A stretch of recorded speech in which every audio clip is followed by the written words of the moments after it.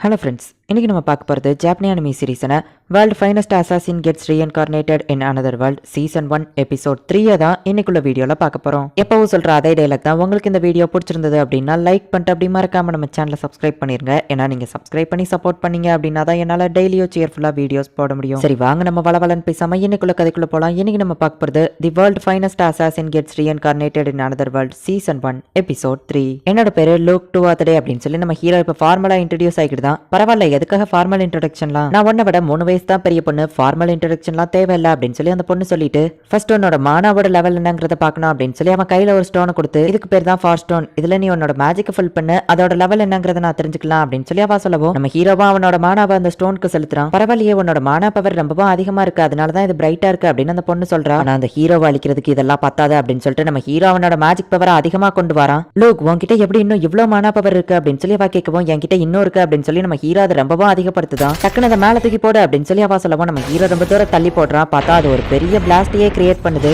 அந்த டியாங்கிற பொண்ணுக்கு இதை பார்த்து பயமா இருக்கு. இப்போ அவங்க அப்பா அம்மா 2 பேரும் ஓடி வராங்க. என்னாச்சு அப்படின்னு சொல்லி கேட்கவும், லோகோட மேஜிக் பவரை டெஸ்ட் பண்ணலான்னு நினைச்சேன், இப்படி தப்பு நடந்துடுச்சு, என்ன மன்னிச்சிருங்க அப்படின்னு சொல்லி டியா சொல்றா. அப்படின்னா இதுக்கெல்லாம் காரணம் லோக் தானா அப்படின்னு அவங்க அப்பா கேட்கவும், அவன் மேல எந்த தப்பும் இல்ல, என் மேலதான் தப்பு அப்படின்னு சொல்லி அந்த பொண்ணு சொல்றா. இல்ல, நீங்க தப்பா புரிஞ்சுக்கிட்டீங்கன்னு நினைக்கிறேன் மிஸ் டியா. என்னோட பையன் தான் இவ்வளவு பெரிய மேஜிக் யூஸ் பண்ணிருக்கான்னு நினைக்கும் போது எனக்கு ரொம்பவும் பெருமையா இருக்கு அப்படின்னு சொல்லி அவங்க பாராட்டிட்டு போறாங்க. இந்த மாதிரி பவர்ஸ்லாம் வார்க்கு தான் யூஸ் ஆகும், இவனுக்கு அசாசின் யூஸ் பண்ற மாதிரியான மேஜிக் கத்து கொடுங்க அப்படின்னு சொல்லிட்டு அவங்க அப்பா கிளம்புறாரு. அவங்க கோவமே படல, எனக்கு ஆச்சரியமா இருக்கு அப்படின்னு சொல்லி டியா கேட்கவும், என்னோட பேரண்ட்ஸ் எப்பவுமே அப்படிதான், அம்மா அந்த ஃபாஸ்டன் எனக்கு இன்னும் நிறைய தேவைப்படுது, எங்க கிடைக்கும் அப்படின்னு நம்ம ஹீரோ கேட்கவும், விக்கோனில இது ரொம்பவும் ரேரான வேல்யூபிளான ஒண்ணு, இது அவ்வளவு ஈஸியில கிடைக்காது அப்படின்னு சொல்லி டியா சொல்றா. இப்ப நைட் ஆகுது.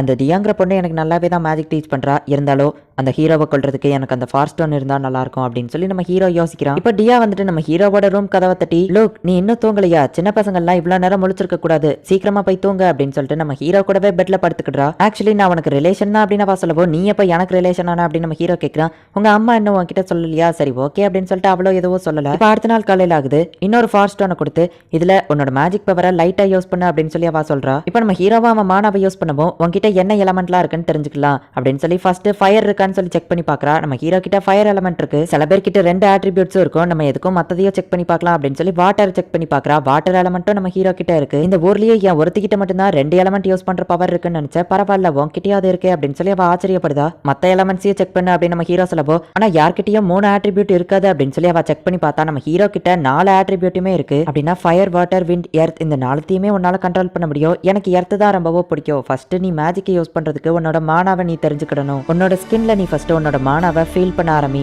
உன்னோட ஃபர்ஸ்ட் மேஜிக்கே இதுதான். கரெக்டான ஒரு இன்ஸ்ட்ரக்டர் மட்டும் இல்லைன்னா நீ தப்பான வழியில போக ஆரம்பிச்சிருவ அப்படின்னு சொல்லி டியா சொல்றா.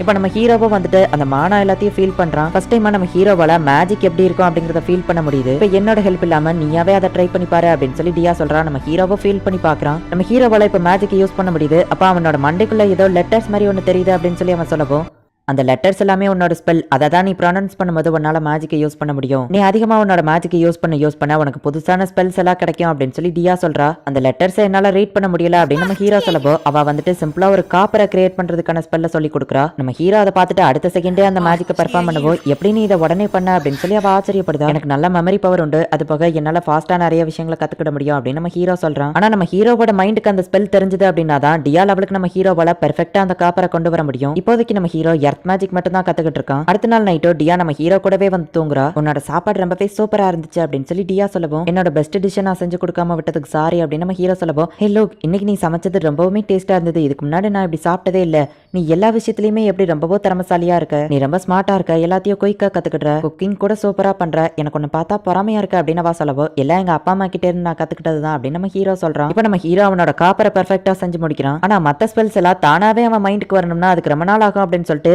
எனக்கு ஒரு ஐடியா, மிஸ் டியா உங்களுக்கு தெரிஞ்ச ஸ்பெல்ஸை ஒரு நோட்ஸ்ல எழுதித்தாங்க, நான் அதை ட்ரை பண்ணி பாக்குறேன் அப்படின்னு நம்ம ஹீரோ சொல்றான். அவ ஒரு பேப்பர்ல எழுதி கொடுக்கவோ, இப்ப நம்ம ஹீரோ அயனை கிரியேட் பண்றான். ஏ பரவாயில்ல, சூப்பரா பண்ணிட்டியே, இதுக்கு முன்னாடி எனக்கு இந்த ஐடியா வந்தது இல்லையே, அந்த மேஜிக் லெட்டர்ஸ் நம்ம மைண்ட்குள்ள வந்தா மட்டும் தான் நம்மளால யூஸ் பண்ண முடியும்னு நினைச்சேன் அப்படின்னு சொல்லி டியா சொல்றா. நம்ம ஹீரோ அப்பதான் ஒரு விஷயத்தை நோட்டீஸ் பண்றான். காப்பரையும் அயனையும் கிரியேட் பண்றதுக்கு அந்த மேஜிக் ஸ்பெல்ஸ்ல கொஞ்சம் தான் டிஃபரன்ஸ் இருக்கு. இன்கேன்டேஷன் இதுல வந்து சேமா தான் இருக்கு, அந்த நம்பர்ஸ்ல தான் கொஞ்சம் டிஃபரெண்ட் இருக்கு. சோ உங்களுக்கு என்னெல்லாம் தெரியுமோ எல்லா ஸ்பெல்ஸையும் எனக்கு எழுதித்தாங்க அப்படின்னு நம்ம ஹீரோ சொல்றான். சரி ஓகே அப்படின்னு சொல்லிட்டு டியா அவளுக்கு தெரிஞ்ச மெட்டல்ஸை கிரியேட் பண்ற மேஜிக் ஸ்பெல் எல்லாத்தையுமே எழுதி கொடுக்குறா. ஹே எனக்கு புரிஞ்சிருச்சு அப்படின்னு சொல்லிட்டு நம்ம ஹீரோ இப்போ புதுசா ஒரு ஸ்பெல்லை கிரியேட் பண்றா.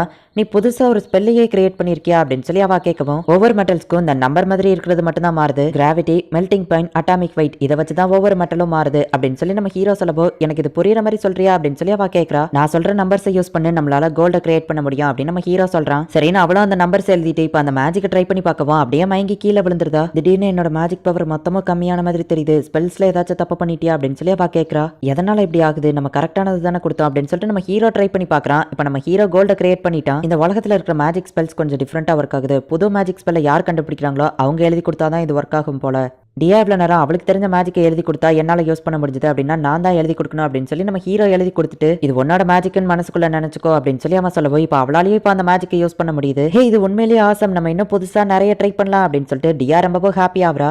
இப்போ அவங்க ரெண்டு பேருமே நைட்டு டின்னர் சாப்பிட்டுட்டு நம்ம ஹீரோவோட ரூம்லயே தான் டியா திரும்பவும் தூங்குறா. புது மேஜிக்கை ட்ரை பண்ணி பார்க்கறதுக்காக யாருமே இல்லாத ஒரு இடத்துக்கு வந்திருக்காங்க. இப்போ நம்ம ஹீரோ ஒரு கன் மாதிரியான விஷயத்தை ரெடி பண்றான். ரொம்பவும் ஸ்ட்ராங்கான டங்ஸ்டன்ல புல்லட்டை கிரியேட் பண்ணி ஷூட் பண்றான். ஃபயர் மேஜிக்கை யூஸ் பண்ணி தான் அந்த கன் ஒர்க் ஆகுது அப்படிங்கிறதுனால இதை நம்ம ஃபயர்னு கூப்பிடலாம் அப்படின்னு நம்ம ஹீரோ சொல்றான். டியாவோ சரி ஓகே அப்படின்னு சொல்றா. ஆனா அந்த ஹீரோவை அழிக்கிறதுக்கு இதெல்லாம் பத்தாது அப்படின்னு சொல்லிட்டு இப்போ நம்ம ஹீரோ வந்துட்டு டியா கொஞ்சம் தள்ளி நில்லு அப்படின்னு சொல்லி ஒரு பெரிய பீரங்கி மாதிரி ஒன்னு கிரியேட் பண்றான். லோக் என்னது அப்படின்னு சொல்லி அவ கேட்கும். டியா காதை முடிக்கும் அப்படின்னு சொல்லிட்டு இப்போ அவன் ஃபயர் பண்றான். ஒரு பெரிய பிளாஸ்டே கிரியேட் ஆகுது.